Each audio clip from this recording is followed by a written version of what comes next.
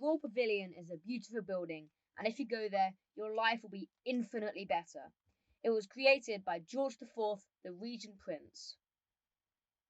But none of that matters, except for the pavilion part, and maybe the fact that King George IV owned it. But I'm here to convince you to come to the Royal Pavilion.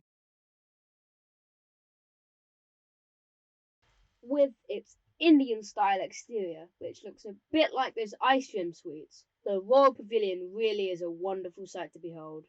Just looking at it leads you to think a lot about what's inside and how it came to be. They ask things like, did they have parties? That's something everyone asks, definitely. And what were they like? That's another thing everyone asks. Yep. Oh, and the one question everyone's thinking, what did they eat? I can tell you, I went to the kitchens and took a load of pictures. They ate swan, duck, rabbit, and these things. They also have jelly, but not that much, because they didn't really like it, hence the fact there's only about a million jelly molds there. Which they then served up at parties, and everyone ate it.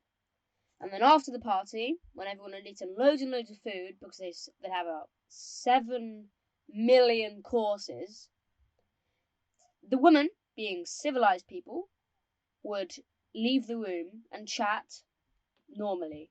And then the men would stay in the room, the men also being very civilized people and very high up in the normal world, as in being quite royal, would pass a bottle around and all the men would pee in it.